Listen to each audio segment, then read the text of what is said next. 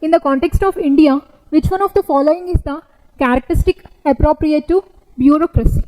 If we see the options, this is nothing but it is an agency for widening the scope of parliamentary democracy, an agency for strengthening the structure of federalism, an agency for facilitating the political stability and the economic growth, and an agency for the implementation of public policy.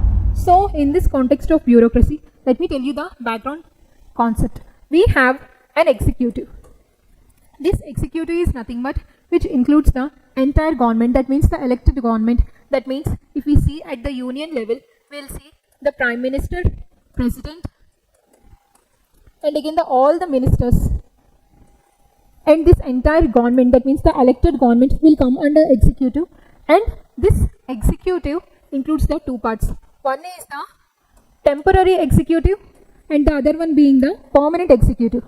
Here the temporary executive includes the members who got elected in the elections to the Lok Sabha or to the legislative assemblies.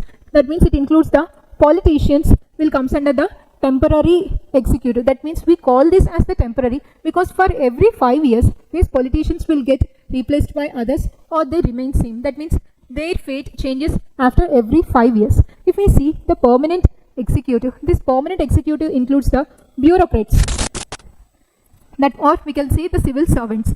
These bureaucrats came into this particular position on merit based through a particular examination. So we call it as the permanent because they do not change after every 5 years. They do not have the election. They came to this particular position through a merit based examination. So that's why we call them as the permanent executive. We call them as the temporary executive. So here under the permanent executive, you will observe these bureaucrats. So here the bureaucrats and the work of the bureaucracy is the implementation of the public policies. That means these politicians will come up with the different legislations because these are the representatives of the people.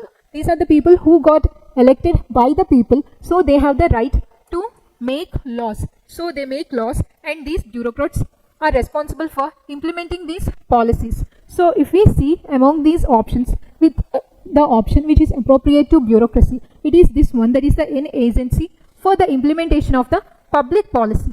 So answer D is the correct statement.